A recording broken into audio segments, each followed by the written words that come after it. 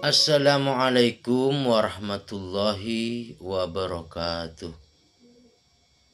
Pada kesempatan ini saya akan mengulas tentang bagaimana rezeki itu mudah datang kepada kita dengan cara yang sangat mudah dan menyenangkan, dengan cara yang tidak kita sangka-sangka.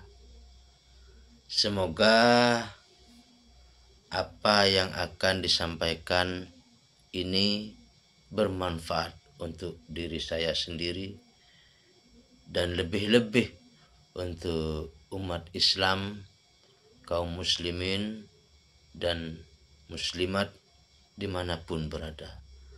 Amin ya rabbal alamin. Dijelaskan di dalam Al-Quran, Allah Subhanahu wa Ta'ala berfirman di dalam Quran surat At-Talaq ayat 2 dan ayat 3. A'udzubillahi minasyaitonirrajim. Bismillahirrahmanirrahim. Wa may yattaqillaha yaj'al lahu makhraja wa yarzuquhu min haitsu la yahtasib. Wa may yatawakkal 'alallah fa huwa hasbuh. Innallaha balighu amrihi. Qad ja'alallahu likulli syai'in qudra. Bismillahirrahmanirrahim. Wa may yattaqillaha yaj'al lahu makhraja. Dan barang siapa yang bertakwa kepada Allah dengan sebenar-benarnya takwa, niscaya Allah akan membukakan jalan keluar kita. Wa may yattaqillaha yaj'al lahu makhraja wa yarzuquhu min haitsu la yahtasib. Dan Allah akan menganugerahkan, mendatangkan rezeki untuk kita dari arah yang tidak disangka-sangka. Wa yarzuquhu min haitsu la yahtasib. Wa may yatawakkal 'alallah fa huwa hasbuh. Dan barang siapa yang bertawakal kepada Allah dengan sebenar-benarnya bertawakal kepada Allah, berserah diri kepada Allah dengan sebenar-benarnya berserah diri, niscaya Allah akan mencukupinya dengan waktu yang tidak bisa ditentukan waktunya. Dicukupinya, akan dicukupi oleh Allah. Innallaha balighu amrihi. Dan sesungguhnya Allah lah yang menuntaskan urusannya. Innallaha balighu amrihi. Qad ja'alallahu likulli syai'in qudra. Dan sesungguhnya Allah telah membuat ketentuan bagi setiap sesuatu itu. Itulah cara untuk mendatangkan rezeki agar mudah datang kepada kita dengan cara yang mudah, tidak disangka-sangka, dengan jalan yang menyenangkan. Di dalam Al-Quran dijelaskan surat At-Talaq ayat 2, ayat 3. Ada 2 syarat yang harus dikerjakan. Ini petunjuk dari Al-Quran, dari Allah. Syarat pertama apa itu? 1. Wa may yattaqillaha yaj'al lahu makhraja. Syarat pertama adalah bertakwa dengan sebenar-benarnya bertakwa kepada Allah. Ini petunjuk dari Al-Quran. Ini dari Allah. Syarat untuk mendatangkan rezeki dari arah yang tidak disangka-sangka. Allah bukakan jalan keluar untuk kita. Itu ada dua syarat. Pertama syaratnya yaitu wa mayyattaqillah, yaitu kita dengan sebenar-benarnya bertakwa kepada Allah. Hanya kepada Allah kita bertakwa dengan sebenar-benarnya. Itu syarat yang pertama. Lalu syarat yang kedua apa? Dijelaskan di surat At-Talaq. Wa may yatawakkal 'alallahi fahuwa hasbuh. Innallaha balighu amrihi. Qad ja'alallahu likulli syai'in qudra. Wa may yatawakkal, dan barang siapa yang bertawakal kepada Allah. Jadi syarat yang kedua rupanya adalah kita wajib bertawakal kepada Allah dengan sebenar-benarnya tawakal, dengan sebenar-benarnya berserah diri kepada Allah. Inilah syarat yang disampaikan oleh Allah di dalam Al-Quran. Dua syarat ini kerjakanlah.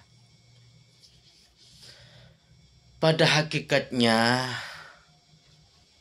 kita itu makhluk yang bernama manusia. Manusia itu bukan penduduk bumi, tetapi alien. Jadi kita di bumi ini adalah alien, bukan penduduk asli bumi. Bagaimana penjelasannya? Begini. Manusia itu diciptakan di surga. Pada kisah Nabi Adam di dalam Al-Quran. Manusia itu diciptakan di surga. Jadi penduduk surga manusia itu. Manusia diciptakan di surga. Apa yang tidak ada di surga? Semuanya ada.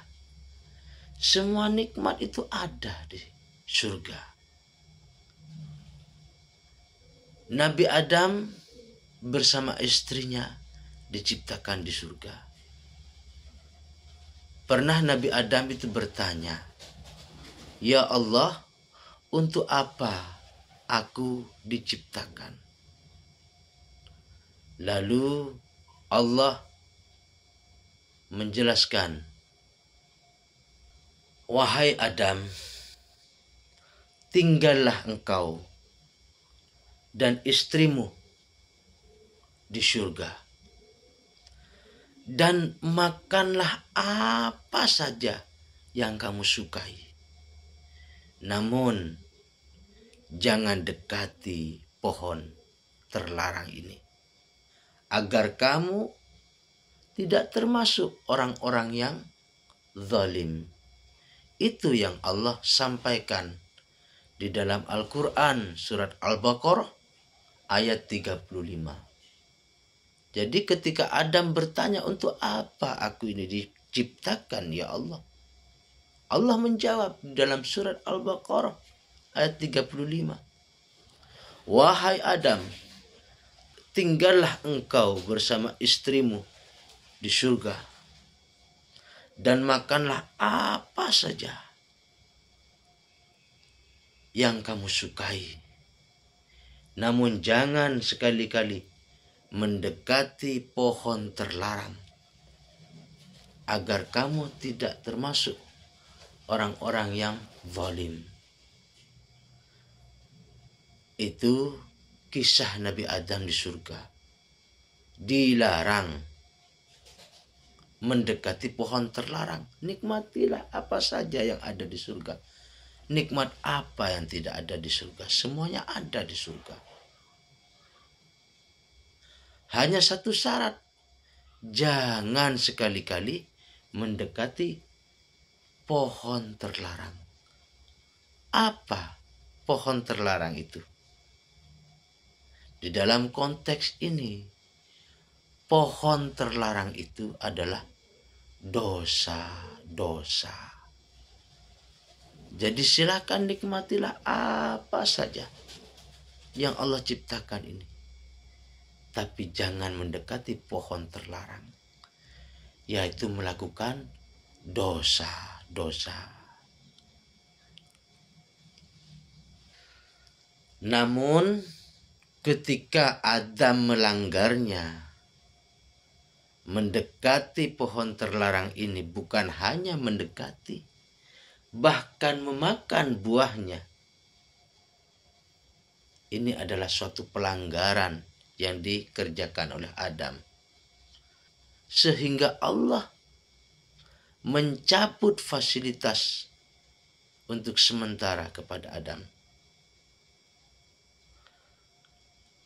Lalu Adam menyadari bahwa dirinya berdosa, melakukan pelanggaran yang dilarang oleh Allah, dilanggar oleh Adam. Sehingga Adam bertaubatlah kepada Allah. Dengan taubat yang sebenar-benarnya taubat, dengan sujud tidak bangkit-bangkit selama ribuan tahun. Dengan taubat, Rabbana zalamna anfusana fa illam taghfir lana wa tarhamna lanakunanna minal khasirin. Rabbana zalamna anfusana wa illam taghfir lana wa tarhamna lanakunanna minal khasirin. Ini adalah taubatnya Nabi Adam. Rabbana zalamna anfusana. Rabbana zalamna. Ya Rabbi Tuhanku, sungguh aku telah mendolimi diriku sendiri. Fa illam taufir lana. Hanya ampunanmu yang aku harap. Fa illam taufir lana. Wa tarhamna lanakunanna minal khasirin. Jika tidak engkau ampuni, maka jadilah aku orang yang zalim dan merugi. Seperti itu yang dikisahkan di dalam Al-Quran di surat Al-Baqarah. Manusia dan fasilitas surga di bumi. Meskipun manusia kini tinggal di bumi, anak keturunan Adam yang sudah ada di bumi ini sekarang ini anak Bani Adam, anak keturunan Adam. Tetap manusia penduduk surga datang ke bumi ini sebagai alien, pendatang. Artinya makhluk asing di bumi ini. Meskipun manusia tinggal di bumi ini, karakter dan sistem surga tetap melekat di dalam dirinya. Kita masih memiliki peluang menikmati rezeki yang luas dan yang tak terbatas seperti di surga. Namun syaratnya adalah 1. Taubat dan membersihkan diri dari segala dosa-dosa. Itu yang pertama. Seperti yang dicontohkan oleh Adam yang telah melakukan pelanggaran mendekati pohon terlarang. Dosa-dosa. Maka Adam bertaubat dan membersihkan diri dari dosa-dosa. Jadi syarat yang pertama adalah taubat dan membersihkan diri dari dosa-dosa. Yang kedua adalah taat kepada Allah sebagaimana yang disebut di dalam ayat Al-Quran, Quran surat Az-Zariyat ayat 56. Tidak aku ciptakan jin dan manusia kecuali untuk beribadah, untuk mengabdi, untuk menyembah kepadaku. Itu di dalam Al-Quran disebutkan dalam surat Az-Zariyat ayat 56. Jadi itu syarat yang kedua. Syarat yang kedua yaitu mengabdi, beribadah kepada Allah. Yaitu di dalam surat At-Talaq tadi ayat 2 dan ayat 3. Wa may yattaqillaha yaj'al lahu makhraja wa yarzuquhu min haitsu la yahtasib wa may yatawakkal 'alallah fa huwa hasbuh. Innallaha bali amrihi qad ja'alallahu likulli syai'in qadra. Itu adalah syarat yang nomor 2. Agar kita sebagai manusia yang hidup di bumi ini tetap mendapatkan fasilitas sistem surga yang dirasakan oleh Adam. Banyak orang yang merasa rezekinya itu seret, tidak lancar. Bahkan banyak yang mengeluh. Padahal sesungguhnya rezeki itu sudah ada. Sudah ada dan tersedia. Bahkan unlimited, tidak terbatas nikmat Allah. Sehingga Allah berkali-kali di dalam surat Al-Quran, surat Ar-Rahman, fabi ayyi ala rabbikuma tukadziban. Mana yang bukan nikmatku? Coba engkau tunjukkan, mana yang bukan nikmatku? Semuanya adalah nikmat Allah. Fabi ayyi ala rabbikuma tukadziban. Nikmat yang mana yang bukan nikmatku? Semuanya nikmat. Dari ujung jempol kaki hingga ujung rambut, semuanya nikmat dari Allah. Nikmat yang besar. Saking besarnya kita mustahil bisa menghitungnya. Itulah nikmat Allah yang sangat besar. Fabi ayyi ala rabbikuma tukadziban.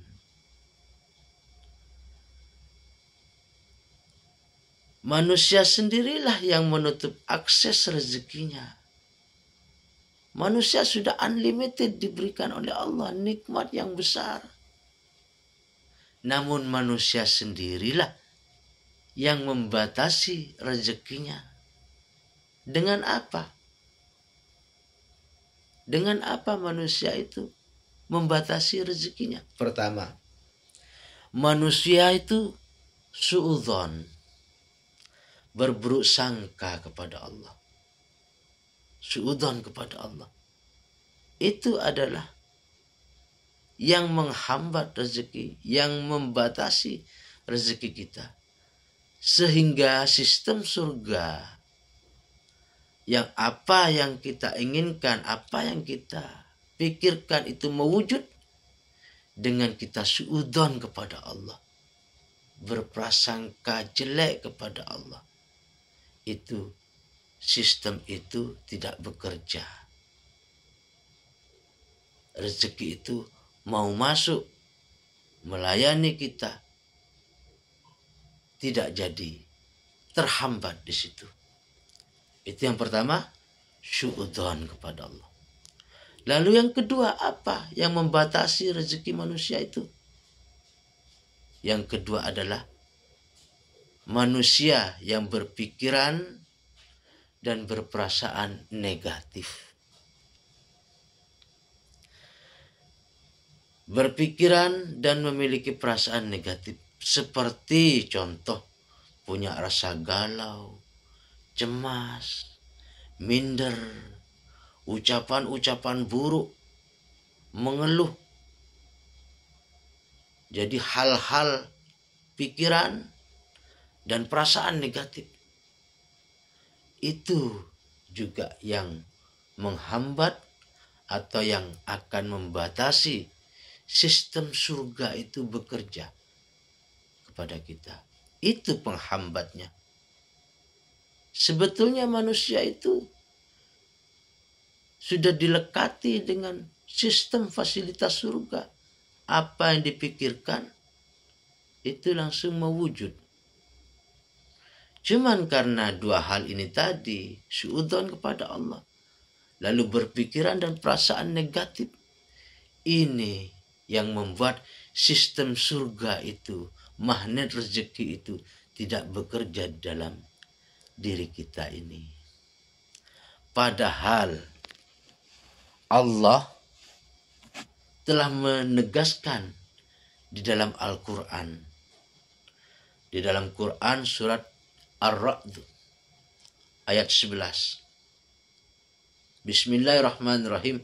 Sesungguhnya Allah tidak akan merubah nasib suatu kaum kecuali kaum itu sendiri yang merubah apa yang ada pada diri mereka.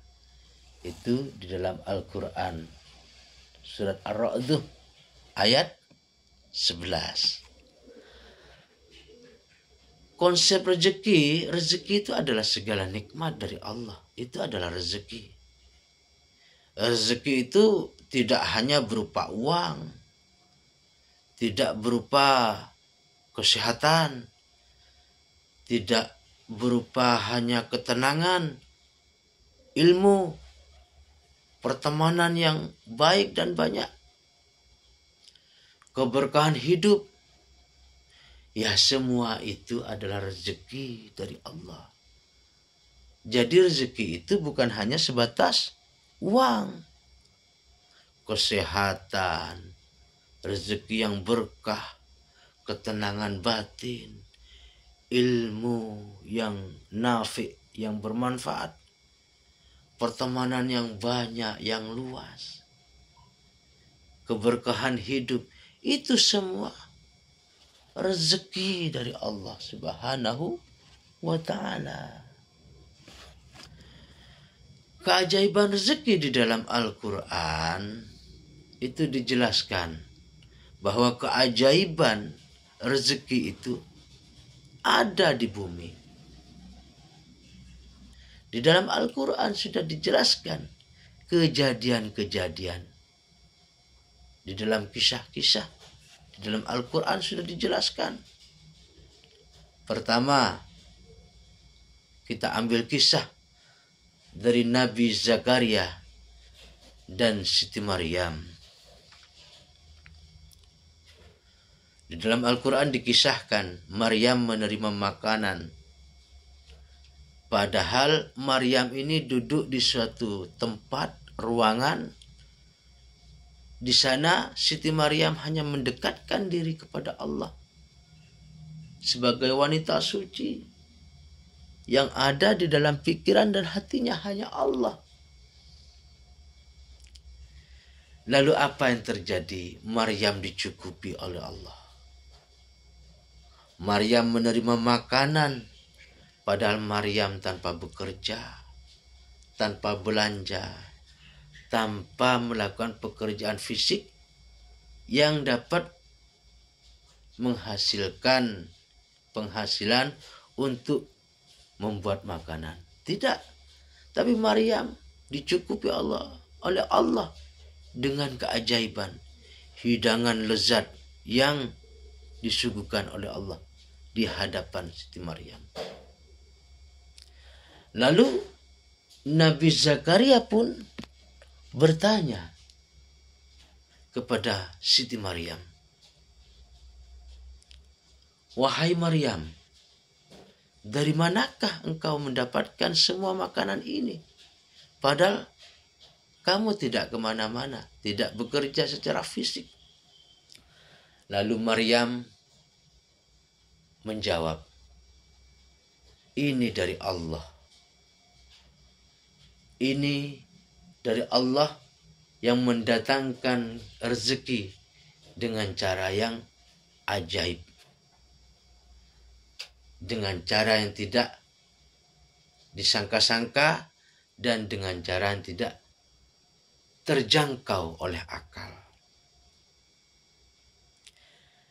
Lalu Nabi Zakaria pun kemudian meminta untuk diajari kepada Maryam. Lalu Maryam mengajari caranya. Artinya keajaiban di dunia itu betul-betul ada. Seperti yang dikisahkan Siti Maryam dan Nabi Zakaria. Ayatnya ada. Jadi keajaiban itu ada. Setelah Nabi Zakaria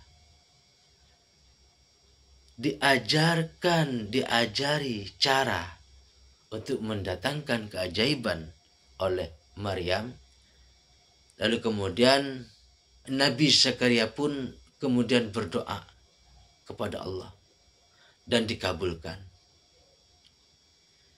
Nabi Zakaria tidak meminta makanan, tidak meminta suguhan makanan dan minuman. Tapi Nabi Zakaria berdoa kepada Allah untuk dianugerahi keturunan. Diberikan keturunan. Padahal secara logika, ia dan istrinya sudah tua. Ini menunjukkan bahwa keajaiban benar-benar nyata di bumi ini. Lalu kita ambil lagi kisah di dalam Al-Quran, yaitu kisahnya Nabi Sulaiman. Ya, Nabi Sulaiman. Nabi Sulaiman dan kisah istana Ratu Balqis. Nabi Sulaiman meminta istana Ratu Balqis agar dipindahkan ke hadapannya. Lalu ada dari punggawa Nabi Sulaiman dari golongan jin yang bernama Ifrit sanggup memindahkannya dalam waktu beberapa jam. Jin Ifrit sanggup. Aku sanggup, Nabi Sulaiman, untuk memindahkan istana Ratu Balqis. Sebelum engkau bangkit dari tempat dudukmu, istana itu sudah ada di hadapanmu. Itu jin Ifrit. Padahal jarak dari negara Yaman ke Palestina itu jaraknya kurang lebih 2.400 meter. Namun jin Ifrit sanggup memindahkannya sebelum Nabi Sulaiman bangkit dari tempat duduknya. Berarti perkiraan kalau jam membutuhkan waktu 2 sampai 3 jam. Istana Ratu Balqis itu pindah ke hadapan Nabi Sulaiman. Ini keajaiban di luar logika manusia. Ini ada. Ternyata keajaiban itu ada di bumi itu. Inilah yang dibilang teletransportasi. Teletransportasi itu ada ayatnya di dalam Al-Quran, yaitu dikisahkan di dalam Nabi Sulaiman dan jin Ifrit. Lalu Nabi Sulaiman menjawab, waktu itu yang diberikan oleh jin Ifrit sebelum bangkit dari tempat duduknya itu terlalu lama. Nabi Sulaiman itu terlalu lama. Adakah lagi yang mampu memindahkan istana Ratu Balqis lebih cepat dari jin Ifrit? Lalu ada dari punggawa Nabi Sulaiman yang bernama Patih Asif. Patih Asif ini orang yang soleh, yang mendapatkan ilmunya dari kitab, menyanggupi untuk memindahkan istana Ratu Balqis ke hadapan Nabi Sulaiman dengan sekedipan mata.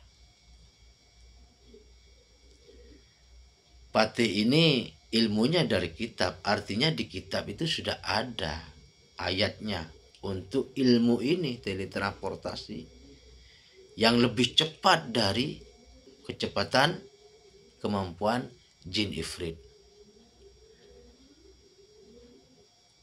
Patih yang bernama Asif ini mampu melakukannya dalam waktu sekejap mata. Ini adalah bentuk ilmu transportasi yang prinsip kerjanya adalah mengakses sistem langit yang bersih dari dosa. Jadi dosa kita dibersihkan dengan cara bertobat hingga bersih sebersih-bersihnya. Maka sistem langit ini bisa bekerja di dalam diri kita. Contohnya sudah ada ini di dalam Al-Quran. Dalam kisah tadi Nabi Zakaria dan Siti Maryam. Itu yang pertama. Yang kedua dikisahkan di dalam Nabi Sulaiman dan istana Ratu Balqis. Jadi syaratnya kita harus bersih dari dosa untuk mengaktifkan sistem langit, sistem surga itu tadi. Jadi prinsip dasarnya agar sistem langit itu bekerja, yaitu kita membersihkan diri dari dosa. Bertaubat kita kepada Allah. Yang kedua, harus bertawakal dan bertakwa dan bertawakal kepada Allah. Itu untuk mengaktifkan magnet rezeki agar rezeki mudah datang kepada kita dengan cara yang bahagia dan menyenangkan tentunya. Jadi perlu menghapus dosa dan juga gangguan-gangguan dalam sistem jiwa. Yaitu caranya pertama, kickback atau kickback energi balik. Itu adalah cara untuk memperlancar sistem itu bekerja kepada kita. Dengan cara apa? Pertama, istilah kickback atau energi balik.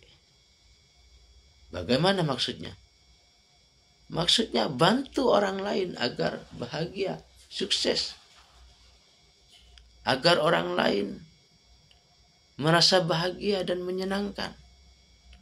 Doakan orang-orang yang belum merasakan nikmatnya kaya.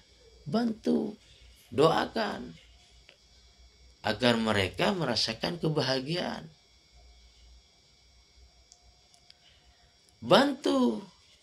Misalnya ada orang kaya, bukan hanya orang yang belum mampu, belum berkecukupan, tapi juga orang kaya kita doakan. Doakan orang-orang kaya agar diberkahi sejahtera, dan tetap dalam kebaikan Allah. Kalau perlu, traktir. Orang-orang kaya makan, kita traktir. Dan muliakan mereka. Maka energi dari orang-orang kaya itu pasti akan mengalir kepada kita. Energi mereka akan mengalir kembali kepada kita. Itu istilah kickback atau energi balik. Itu adalah cara untuk memperlancar sistem langit atau magnet rezeki itu bekerja di dalam diri kita. Di dalam hadis, Rasulullah pernah bersabda di dalam hadisnya, engkau akan mendapatkan seperti apa yang engkau doakan untuk orang lain. Itu hadis.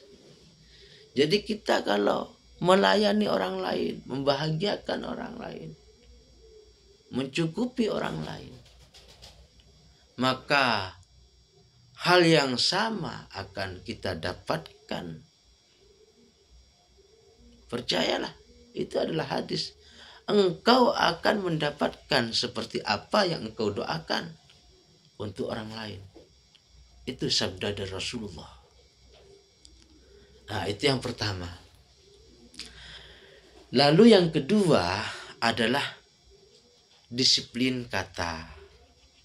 Kita upayakan sekuat tenaga untuk mendisiplinkan kata-kata kita yang keluar dari lisan kita.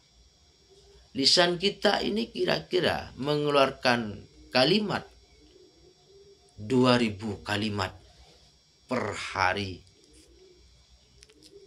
Maka di dalam 2000 kalimat per hari yang keluar dari lisan kita, ucapkanlah hal-hal yang positif setiap hari.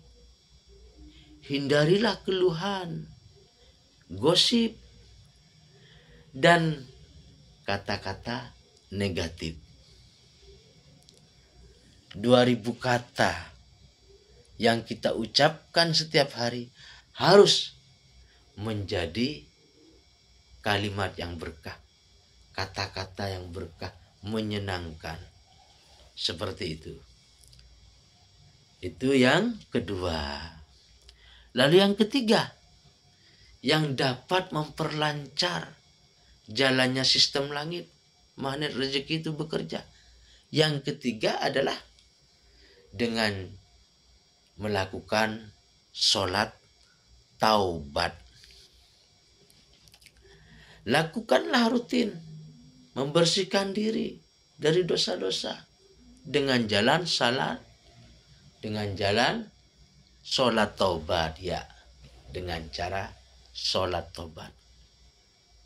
Maka dari itu, saudara-saudara kita yang alhamdulillah sudah menjadi keluarga besar Siddiqiyah, Thariqah Siddiqiyah, di sana diajarkan sebelum mendekatkan kepada Allah, sebelum zikrullah, itu sudah diajari sholat taubat oleh mursyidnya Syekh Mukhtarullah Al-Mujtaba Mukti. Mudah-mudahan saudara-saudara kita yang sudah terpilih menjadi keluarga besar Thariqah Siddiqiyah, taubat, sholat taubat itu adalah fondasi yang utama sebelum melakukan kebaikan-kebaikan di dalam Thariqah Siddiqiyah. Alhamdulillah, itu adalah salah satu pembuka sistem langit. Itu adalah magnet rezeki yang diajarkan oleh mursyid Thariqah Siddiqiyah Syekh Mukhtarullah al-mujtaba bukti. Maka beruntunglah saudara-saudara kita yang belajar mengikuti bimbingan ruhani, ilmu rohaniah yang dimasukkan ke dalam rohani murid-murid oleh mursyidnya Syekh Muhtarullah Al-Mujtaba Mukti. Itu adalah salah satu agar sistem langit yang berupa magnet rezeki itu bekerja di dalam diri kita. Lakukanlah rutin sholat taubat sebanyak-banyaknya hingga bersih sebersih-bersihnya kita semuanya dari dosa. Semakin bersih jiwa, semakin kuat daya sistem langit itu bekerja di dalam diri kita. Semakin kuat daya tarik magnet rezeki itu bekerja di dalam diri kita. Itu yang nomor 3. Lalu yang nomor 4. Yang keempat, untuk memperlancar, mempermudah sistem langit bekerja di dalam diri kita adalah garputala. Itu istilah garputala. Artinya menyetel frekuensi kita. Frekuensi kita setel. Kita meminit. Pertama ya harus kita positive thinking. Apapun yang ada di hadapan kita, positive thinking lah. Berpikiran positif terhadap apa saja yang kita temui. Yang kedua adalah positive feeling. Apa yang di hadapan kita, rasakan dengan perasaan yang positif. Itu positive feeling. Lalu yang ketiga adalah positive motivation, atau istilahnya niat untuk memberi manfaat kepada diri kita, kepada orang lain, agar kita bermanfaat kepada tetangga, kepada bangsa Indonesia, lebih-lebih kepada masyarakat manusia sejagat dunia ini. Jadi itu adalah positive motivation. Niat untuk memberi manfaat kepada orang lain di sekitar kita. Bukan hanya mencari keuntungan pribadi, tapi memberi manfaat kepada orang yang banyak. Orang yang belum merasakan kecukupan, kita bantu. Kita memberi manfaat di sana. Bangun rumah layak huni seperti yang sudah diajarkan oleh Thariqah Shiddiqiyah. Itu kita sangat beruntung menjadi keluarga besar Thariqah Shiddiqiyah. Kita sudah diajarkan di sana oleh sang mursyid, penuntun rohani, untuk mengakses sistem langit agar magnet rezeki itu bekerja untuk kita. Bersyukur kan? Bersyukur kita menjadi bagian dari keluarga besar Thariqah Shiddiqiyah. Beruntung kita punya penuntun rohani, mursyid Thariqah Shiddiqiyah. Itu positif motivation. Niat kita hidup untuk bermanfaat kepada orang lain.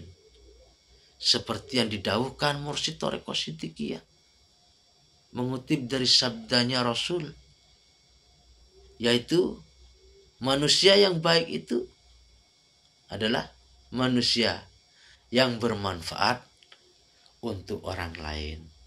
Khairun nasi anfa'uhum linnas. Ya. Itu positive motivation.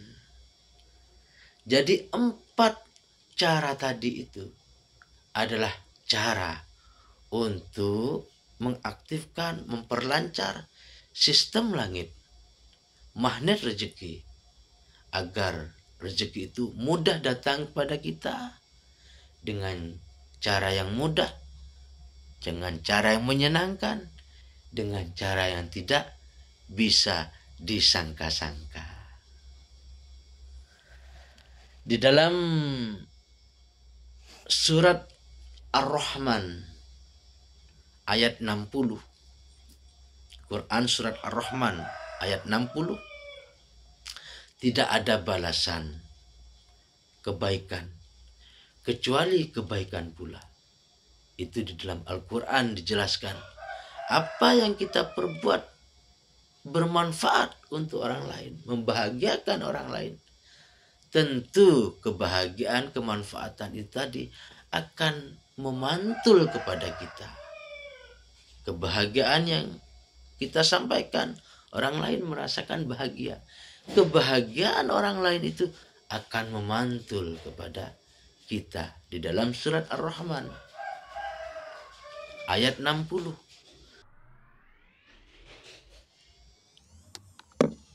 Tidak ada balasan kebaikan kecuali kebaikan pula.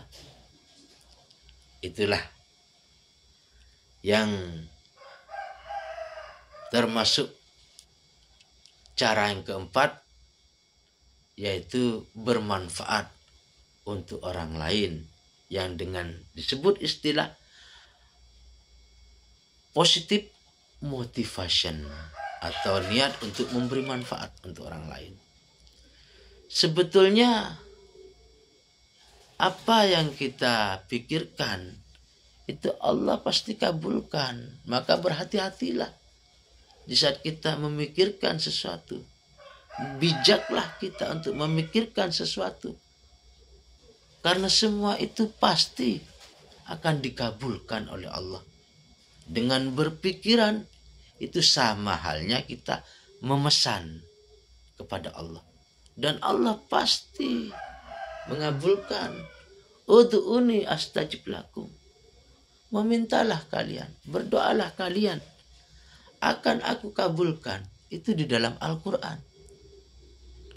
Maka bijaklah kita dalam memikirkan sesuatu, karena apapun yang kita pikirkan itu pasti Allah kabulkan. Allah selalu kabulkan itu. Itu adalah doa. Ada 4 cara Allah itu mengabulkan pesanan-pesanan kita. 1, apa itu? 1, Allah langsung kabulkan. Sekarang kita memesan, sekarang kita berdoa, Allah langsung kabulkan. Allah langsung wujudkan. Langsung dikabulkan sesuai dengan permintaan kita. Itu yang pertama. Yang kedua, Allah kabulkan, tapi sesuai keinginan Allah itu sendiri. Baik bagi Allah. Kadang itu belum tentu dirasakan baik bagi kita. Allah kabulkan, cuman sesuai dengan keinginan Allah. Kadang kita tidak menyadari bahwa itu adalah pemberian Allah yang terbaik. Allah kabulkan, cuman menurut keinginan Allah. Kebaikan menurut Allah. Itu yang nomor 2. Lalu Allah juga cara mengabulkan itu yang nomor 3. Tadi 1, 2, sekarang 3. Allah kabulkan doa-doa kita, pesanan-pesan kita. Allah kabulkan. Tapi kadang ditunda hingga waktu yang tepat. Allah kabulkan, hanya saja ditunda. Misalnya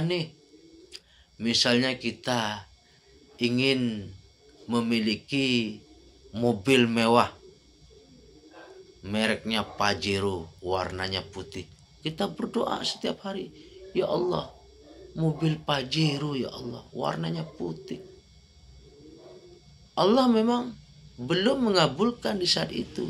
Allah menunda hingga sampai kita mampu mendapatkannya. Long pajaknya saja berapa? 6 jutaan bahkan 7 jutaan Pajero itu.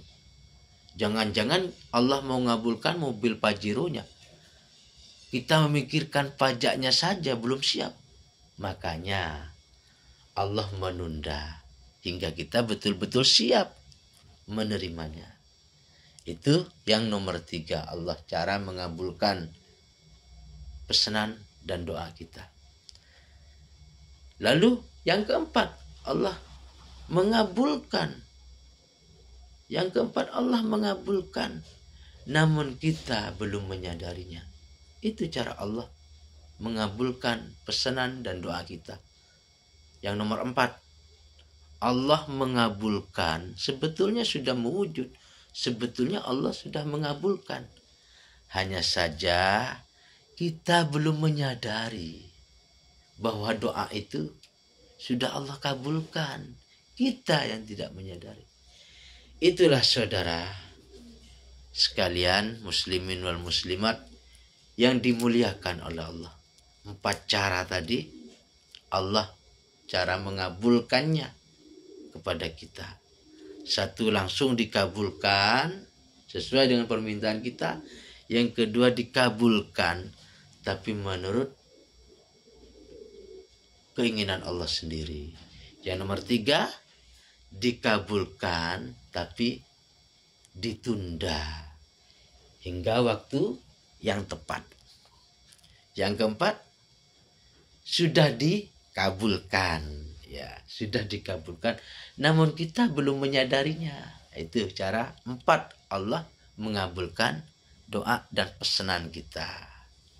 Baik, terima kasih atas segala perhatian saudara-saudara kaum muslimin wal muslimat dimanapun berada. Akhir dari penutup penyampaian ini, semoga ada berkah dan manfaatnya untuk diri saya sendiri terutama, dan untuk saudara-saudara sekalian yang mampu mendengarkan apa yang saya sampaikan dimanapun berada. Kesimpulan dari penyampaian saya ini adalah kita ini manusia. Kita ini adalah makhluk manusia. Kita ini adalah makhluk ajaib. Manusia adalah makhluk surga yang sedang transit di bumi ini. Maka berhati-hatilah dan bijaklah dengan apa yang kita pikirkan, dengan apa yang kita rasakan, dengan apa yang kita ucapkan, dengan apa yang kita niatkan. Karena semuanya itu Allah pasti akan mengabulkannya. Allah akan mewujudkannya kepada kita. Terima kasih atas segala perhatian. Wassalamualaikum warahmatullahi wabarakatuh.